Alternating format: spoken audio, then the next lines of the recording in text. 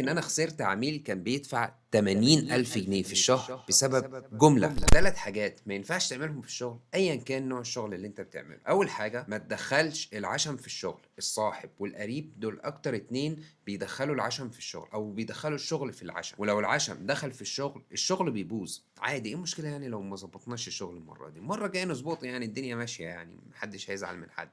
لأ. أصحابك وقرايبك والناس اللي أنت تعرفهم أكتر ناس أو أحسن ناس تشتغل معاهم، بس بشرط ما تكونش موجودة حتّة العشم دي. تاني حاجة، لو أنت بتقدّم خدمة كويسة وحُط تحت كويسة دي 20 خط، تأخيرك للمواعيد والتسليمات هيموّت شغلك. العُملا بتحب تلتزم بالمواعيد، لو أنت شغلك بياخد وقت ومش ضامن تسلّمه إمتى، يبقى ادّي نَفْسك وقت وبزيادة. الشغل لو بياخد منّك يومين، يبقى قُل للعميل إنّك هتسلّمه بعد 5 أيام، أنت ما تضمنش الظروف، يمكن تتعب، يمكن ييجي لك مشوار، يمكن يحصل أي حاجة، بس يبقى أنت في الأمان. بما إنّك بتقدّم خدمة، فحُط في الاعتبار إن العميل ممكن يكون وراه التزامات تانية بسبب الخدمة اللي أنت بتقدّمها دي، فمعلش فالعميل مالوش فيه إنّك حصل لك ظرف، يعني جالك مشوار، ما أعرفش حصل لك إيه، المهم إنّك تسلّمه في الميعاد.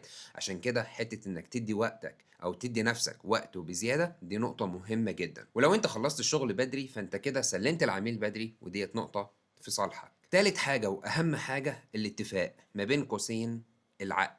العقد ده بيكون داخل فيه كل حاجة، سواء رسالة على الواتساب أو تصميم أنت عامله كصورة أو ورقة مكتوب فيها كل الكلام، بس أهم حاجة العقد ده لازم يكون مرجع تعرف ترجع له في أي وقت. أنا عايز أقول لك إن أنا خسرت عميل كان بيدفع 80,000 جنيه في الشهر بسبب جملة مكتوبة في العقد، والعشم خلّاني أمضي عادي. الاتفاق كان مع شركة بتعمل مؤتمرات بشكل متكرر، وكانوا محتاجين تغطية للمؤتمرات دي، وللي ما يعرفش أنا باساعد الناس والشركات إن هم يعملوا محتوى بشكل احترافي للسوشيال ميديا، بالذات الفيديوهات. الاتفاق كان إن إحنا نغطي 5 أيام من المؤتمرات بالسعر ده. وقت ما جيت أمضي العقد صفحتين كلّهم كلام قريته كلمة، كلمة، في آخر العقد في جملة هم حاطينها كده، أنت تحس إن هم حاطينها بخط صغير، هم مش حاطينها بخط صغير ولا حاجة، بس الجملة يعني محطوطة في مكان كده في آخر العقد، اللي هو إيه، إن شاء الله مش هيقرا العقد كله وهيوصل للجملة دي ومش هياخد باله منها. كاتبين إن المؤتمر قد يكون يوم أو يومين، بس كده الاتفاق باظ. إحنا كنا متفقين على 5 أيام فجأة بقوا 10 أيام، يعني مؤتمر ممكن يكون يومين، 5 مؤتمرات في الشهر، يعني كده 10 أيام هننزلهم، والموضوع ما كانش أنا لوحدي، إحنا كنا 4 team كامل بينزل. كانوا محتاجين للتغطية دي 2 videographers، واحد reels، واحد promos، وواحد photographer، ومحتاجين المونتير يكون موجود وقت المؤتمر، بحيث إن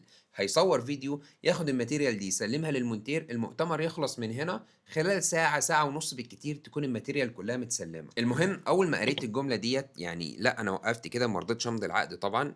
ألو، تواصلت معاه، في حاجة غلط، إحنا ما اتفقناش على كده، في جملة مكتوبة هنا زيادة، الجملة دي هتغرقني ومش هنعرف نكمل مع بعض. تتوقعوا قال إيه؟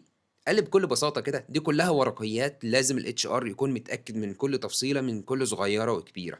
طب أنا إزاي أمضي على حاجة زي ديّة مع إني اتعاملت معاهم قبل كده كتير؟ قالوا لي: لأ، ما تقلقش من حاجة، إحنا زي ما اتكلمنا، زي ما اتفقنا، كل حاجة هتبقى موجودة، بس العقد علشان الHR فعدّيها وإحنا هنكمل مع بعض عادي جدًا.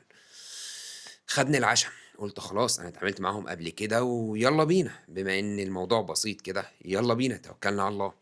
ما كمّلتش شهرين معاهم. أنا هنا عملت غلطتين، أول غلطة مضيت على حاجة ما كنتش متّفق عليها، تاني غلطة أخدني العشم and the rest is history، والباقي بقى تاريخ، والباقي بقى ماضي.